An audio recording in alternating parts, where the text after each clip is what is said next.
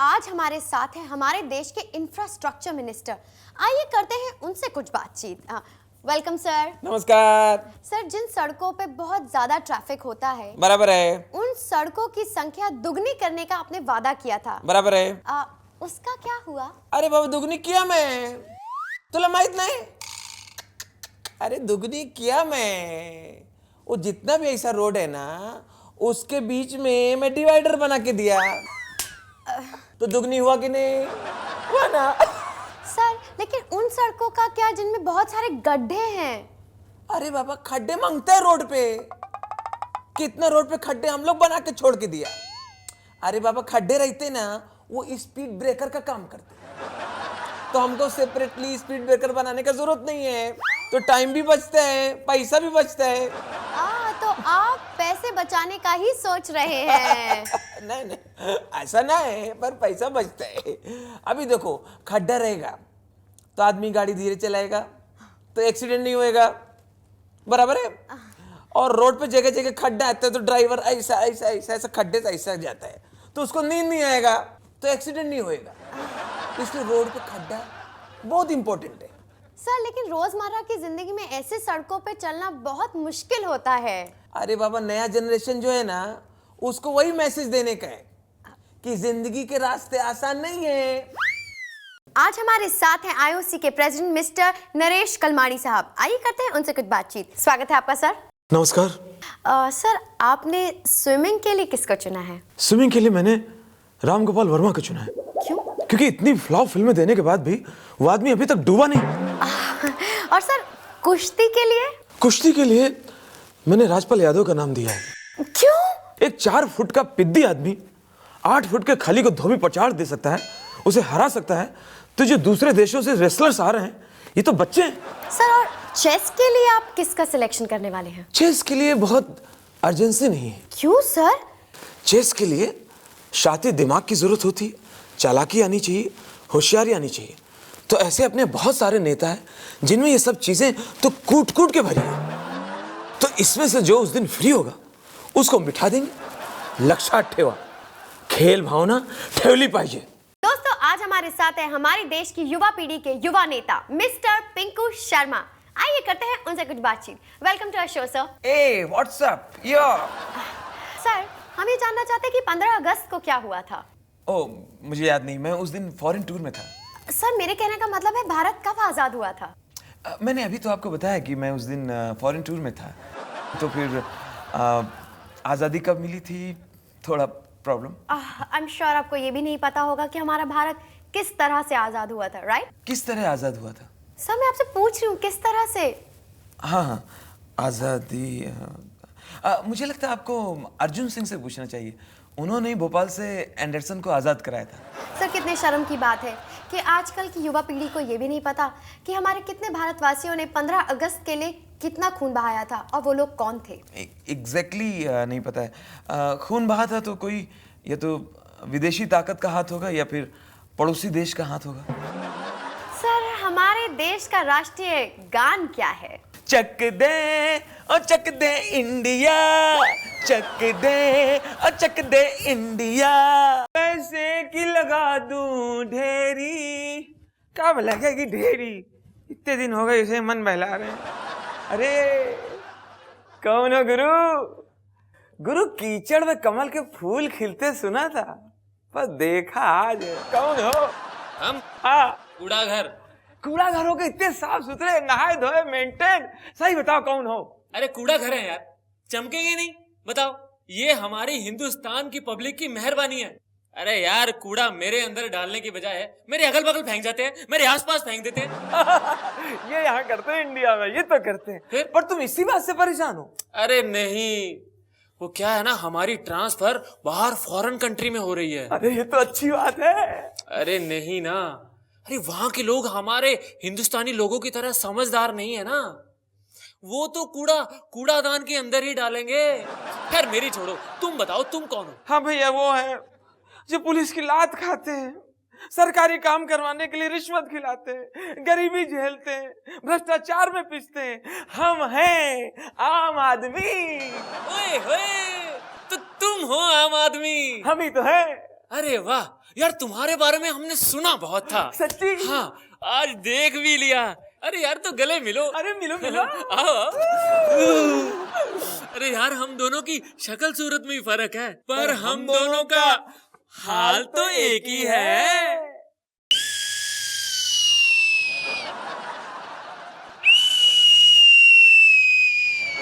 ए चौकीदारवा, ए चौकीदारवा, ए पगला उठ। सलाम साहब जी। वो छोड़ा, तू ससुरा यही बतावा, तू कैसन ड्यूटी करता है? हैं? तोरे रहते हुए ये चोरी कैसे हुआ? साहब जी, अगर हमको मालूम होता कि चोरी कैसे हुआ है तो हम क्या होने देता। अच्छा अच्छा अच्छा, मुंबई में तोहरा के बहुत बाल आ गया है, होशियारी करता है। ये बतावा, तू ससुरा रात में बिल्डिंग में आवाज भी नहीं मारता है? साहब जी, आप ही ने तो बोला था कि रात को डिस्टर्ब नहीं करना। अच्छा फालतू बात छोड़ो, पर बिल्डिंग का चेयरमैन कहत रहा कि वॉचमैन बहुत बहादुर रखा है। साहेब, हमारा नाम बहादुर है। अच्छा वो छोड़ा, ये बतावा, तू कल रात का हमारी औरत को देख के सीटी काहे मारत रहा? साहेब, आप ही ने तो बोला था कि जैसे ही कोई खतरे का अंदेशा हो और डर का अंदेशा हो तो फौरन सीटी मारने का। और आप तो जानता है कि आपकी औरत से पूरा का पूरा मोहल्ला डरता है, इसीलिए हम सीटी बजाया।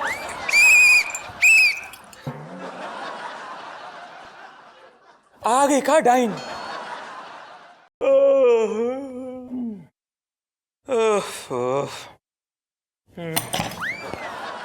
और तुम फिर आ गए?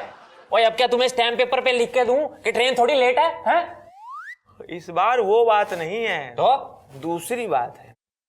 ट्रेन का इंतजार तो हम 10-12 घंटे से कर ही रहे, इस बार हम कुछ और पूछने आए हैं।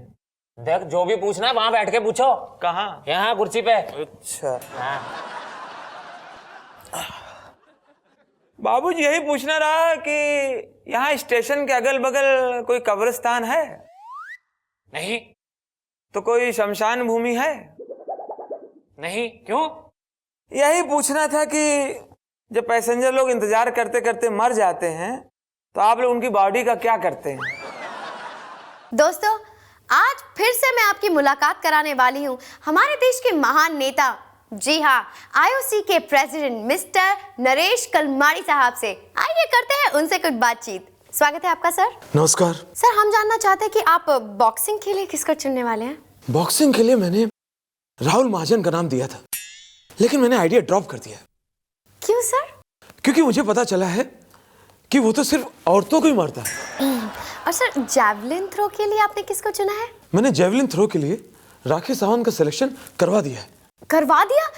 कैसे सर? हाँ, क्योंकि वही लंबी लंबी छोड़ती है और वही लंबी लंबी फेंकती है। मेरा दावा है वो बाम्बू को भी बहुत दूर तक फेंकेगी। बाम्बू? डंडे को। वाह सर वाह। बस आखिरी प्रश्न, आप रनिंग के लिए किसको सिलेक्ट करने वाले हैं? अरे सर, आप तो शर्मा रहे, क्यों सर? रनिंग के लिए मैंने अपना ही नाम दिया है। क्यों? तुमने देखा नहीं, इन दिनों मीडिया और प्रेस को देखते ही मैं कितना तेज भागता हूँ।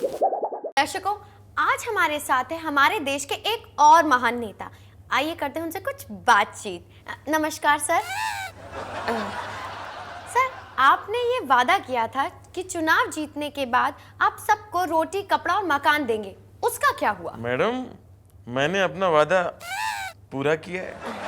मैंने अपने एरिया के एक घर में रोटी, कपड़ा और मकान फिल्म की डीवीडी और सीडी भिजवा दिए। आपने ये भी वादा किया था कि चुनाव जीतने के बाद आप रोड बनवाएंगे, लेकिन आपने तो रोड बनवाई ही नहीं। अरे मैडम, उसमें टाइम लगता है, स्क्रिप्ट लिखनी पड़ती है। मेरी राम गोपाल वर्मा से बात हो गई है। रामू भी मेरी बात से एग्री कर रहा था। वो बोला था मैं भी रोड पार्ट 2 बनाना चाहता हूँ। नेताजी, आपने ये भी वादा किया था कि समय समय पर आप बिजली और पानी सब लोगों को प्रोवाइड करेंगे, उसका क्या हुआ? अरे मैडम, हम कौन सा रेगुलर दे रहे हैं, हम भी तो रुक रुक के समय समय पर ही दे रहे हैं। अरे जब हम बिजली देते हैं तो पानी नहीं देते, और जब पानी देते हैं तो बिजली नहीं देते। अरे अगर एक साथ इन लोगों को सब कुछ दे देंगे तो इनसे डाइजेस्ट नहीं होगा। आप समझ रही हो ना? समझ रही हो? हाँ? समझ रही हो? दोस्तों आज हमारे साथ है हमारे देश के एक और महान नेताजी। आइए करते हैं उनसे कुछ बातचीत। स्वागत है आपका नेताजी। नेताजी, आज तक आपने जितनी भी सड़कें बनवाई हैं उनमें से एक दो का जरा एग्जाम्पल दीजिए। एक दो का एग्जाम्पल दूंगा क्योंकि बाकी तो सब टूट चुकी हैं। नेताजी, आपने वृद्धा पेंशन के पैसे आज तक किसी को नहीं दिए, वो क्यों? किसने बोल दिया आपसे? किसने कह दिया आपसे? जानकारी नहीं है आपको पूरी? मैंने अपने क्षेत्र में अनाउंस करवा दिया था कि 80 साल के ऊपर के नागरिक अपने वृद्ध माता पिता को लेकर आए, अपनी पेंशन ले जाए। अब कोई आया नहीं तो क्या मैं जान दे दूं? जान दे दूं? नेताजी, आज तक आपने गरीब जनता के हित के लिए क्या किया है? क्या नहीं किया? मैंने शॉपिंग मॉल बनवा दिए, सिनेमा हॉल बनवा दिए, डिस्को बनवा दिया, पब बनवा दिया, 5 स्टार होटल बनवा दिया। और क्या मैं जान दे दूं? जान दे दूं? नेताजी, आपने कहा था जब आप चुनाव जीत जाएंगे तो आप फूल जैसी जनता को फूलों की तरह रखेंगे। ये फूल जैसी जनता को फूल की तरह रखा हूं और फूल ही बना रहा हूं। फूल? और नहीं तो क्या, जान दे दूं? जान दे दूं? हैं? ओहो भाई साहब नमस्कार। हम लोग सरकार की तरफ से आए हैं। बम धमाकों में जो लोग बुरी तरह से घायल हो गए उनको सहायता राशि बांटने आए हैं। अच्छा। लेकिन उससे पहले आपको हमारे कुछ सवालों के जवाब देने होंगे। अच्छा, अगर सवालों के जवाब नहीं दे पाए और फेल हो गए तो सहायता राशि नहीं देंगे? अच्छा, आप हमें ये बताइए कि आपके पास जो बम आके गिरा था क्या वो फटा था? ये आपने अच्छा पूछा। बम मेरे बगल में आके गिरा और बड़े तमीज के साथ और मुझे सम्मान देते हुए लुढ़कते लुढ़कते मेरे कदमों पे आया। वाह। और मुंह पर उठा के बोला, भाई साहब अगर आपको बुरा न लगे और आप इजाजत दें तो मैं यहीं पे फट जाऊं। वाह वाह, कितना संस्कारी बम था। ये क्या बदतमीजी कर रहे हो आप लोग? फट गए ना, तभी तो ये हाल हुआ है। मजाक कर रहे हो? शांत गदाधारी भीम, शांत। आपको सहायता मिल जाएगी लेकिन आपको उसके लिए साइन करने होंगे यहाँ पे। साइन नहीं कर पाऊंगा। क्यों? क्योंकि मैं अनपढ़ हूँ। ओहो, तो कोई बात नहीं, आप अंगूठा लगा दो। अंगूठा नहीं लगा पाऊंगा। हैं? अंगूठा भी नहीं लगा पाओगे भाई साहब? क्यों? आप खुद ही देख लो, देख लो, देख लो। अरे मेरा हाथ नहीं है, बम विस्फोट में मेरे दोनों हाथ चले गए। भाई देखो, बात ऐसी है कि आपको कागजी प्रमाण के बिना सहायता नहीं मिल सकती। ये बड़े आतंकवादी हैं जो हमारे ही साथ रहते हैं और हमें ही नहीं पता। साहब साहब साहब साहब साहब, हमारी कॉलोनी में खाली 4 घंटे बिजली आती है। अच्छा, हाँ, इतना ज्यादा लोड शेडिंग। देखो भाई साहब, आपके कॉलोनी वाले ना हमारे पास खुद आए थे रिक्वेस्ट करने के लिए कि जी हम बिजली का बिल इतना ज्यादा नहीं भर सकते, तो हम तो उनकी मदद ही कर रहे हैं ना। और साहब, हमारी कॉलोनी में ऐसे ऐसे खतरनाक खतरनाक बिजली खंभे हैं जो शॉक मारते हैं। करंट लगने से कल एक आदमी की मौत हो गई। देखो भाई साहब, हमने पहले ही कह दिया था कि करंट अफेयर्स की जिम्मेदारी हमारी नहीं है। और साहब, हम सुने हैं अब आप लोग ऐसे बिजली खंभे लगवाने वाले हैं जिससे बिजली की बहुत बचत होगी। कैसे? ओहो भाई साहब, वो ऐसे क्योंकि सारी लाइट्स जो है वो सूरज की रोशनी पे चलने वाली हैं। और यूं तो नो ना कि सोलर लाइट सिस्टम है। साहब, मगर रात में क्या होगा? क्या रात में अंधेरा रहेगा? सड़कें सुनसान रहती हैं, कितना खतरा है। ओहो भाई साहब, और जब रात को सड़कें सुनसान रहती हैं, कोई आता जाता ही नहीं है, तो वहां लाइट लगवा के करेंगे क्या है? हम नहीं देंगे ताली, हमारा काम बन नहीं रहा है। किस खुशी से ताली दें? नेताजी, नेताजी को वोटर का प्रणाम। भाई टाइम पास ना करो। नहीं नेताजी, हम विनती करने आए हैं, हमारे एरिया की सड़क बनवा दीजिए। भाई ये काम तो बीएमसी वालों का है, हमारा काम नहीं है भाई। अच्छा नेताजी, हम लोग को राशन दिलवा दीजिए। ओहो भाई, ये काम तो राशन वालों का है, हमारा नहीं है।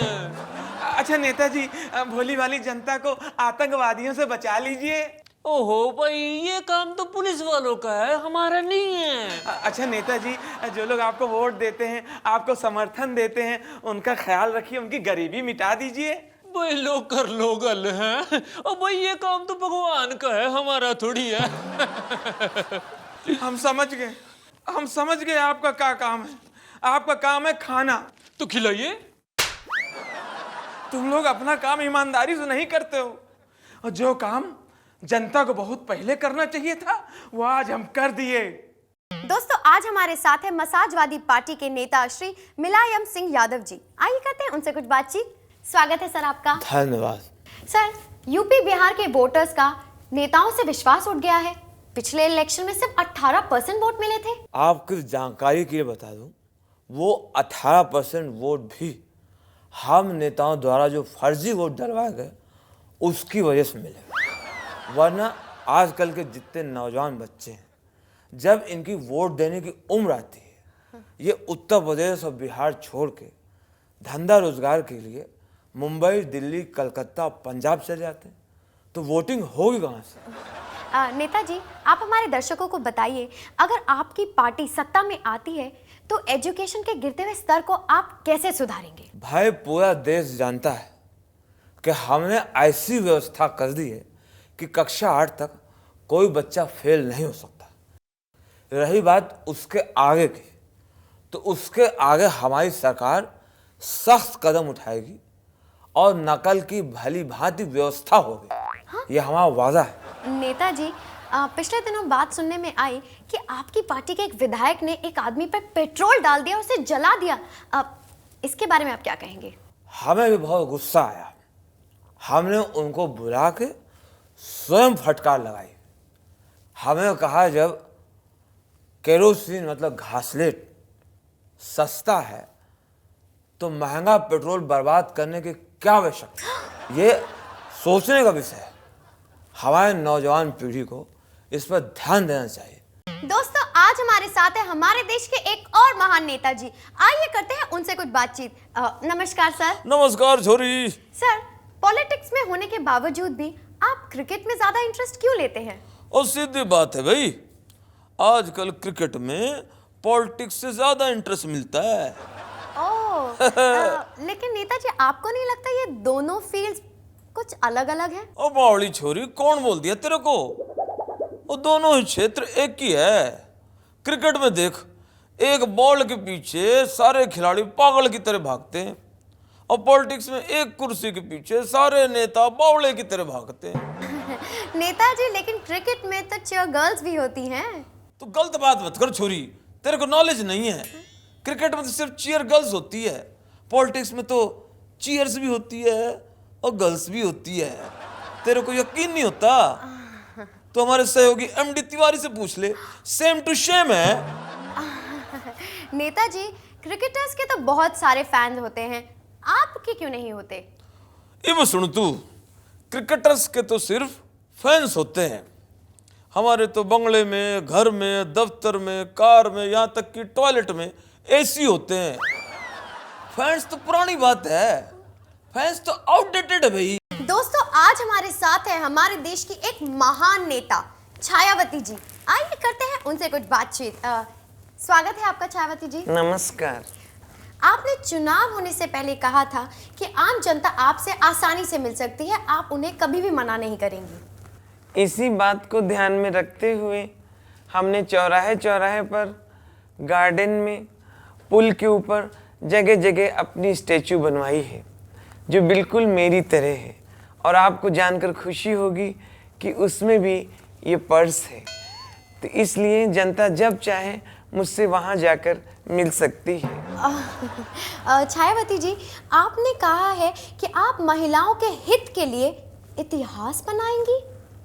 एक महिला मुख्यमंत्री होकर महिलाओं के लिए कुछ काम ना करना, ये इतिहास नहीं होगा तो और क्या होगा?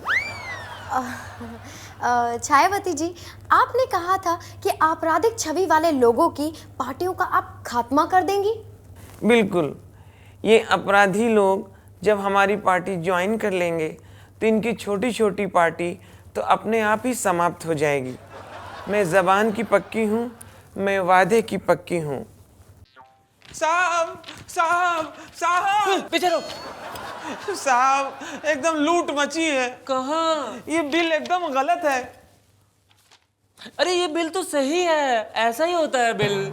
वो मतलब नहीं है साहब। साहब हमारे घर का बिजली का बिल बहुत ज्यादा आ गया है। अरे बिल ऐसा ही आता है। अरे साहब हमारे घर का बिजली का बिल 17,000 रुपया आ गया है। हम गरीब आदमी है ना, हमारे घर पे टीवी है ना, फ्रिज है ना, एसी है। होता तो। अरे है तो नहीं। ओह भाई, इसीलिए तो बिल भेजा है। अब तुम गरीब आदमी नहीं रहे। अरे मगर अरे क्या मगर वगर? एक तो हम सोसाइटी में तुम्हारी इज्जत बढ़ा रहे हैं और तुम मगर वगर लेकिन वेकिन के पीछे पड़े हो हैं। अरे भैया, ये बिल तुम्हें इसीलिए दिया है ताकि तुम लोगों को दिखा सको कि तुम्हारे पास भी एसी है, फ्रिज है, टीवी है। अब तुम बड़े आदमी बन गए हो भाई। अच्छा हाँ साहब, हाँ। ये ले रुपया। क्यों? 2 चाय मंगाओ और छुट्टा अपने पास रखो। क्या मतलब? आज से हम बड़े आदमी हो गए हैं। साहब साहब, कहाँ मुंडी कहाँ है? साहब साहब साहब साहब, कब बनेगा हमारा सपनों का घर? 5 साल से दौड़ रहे हैं, अभी तक नहीं बना। अब नहीं बनेगा। क्या मतलब? अरे भैया, तुमने हमारी नींद तोड़ दी। मैं सपने में अपने सपनों का घर बना रहा था। हैं? अब जाओ यहाँ से। अब मुझे सोने दो, मैं सोऊंगा तभी तुम्हारे सपनों का घर बनेगा। जाओ। अरे अरे अरे, कितना काम है जो हमें नहीं करना पड़ता है। हे भगवान। साहब एक बात बताइए, आप जिस जगह घर बनाने का वादा किए रहे वहां तो बरसात का पानी भरा है।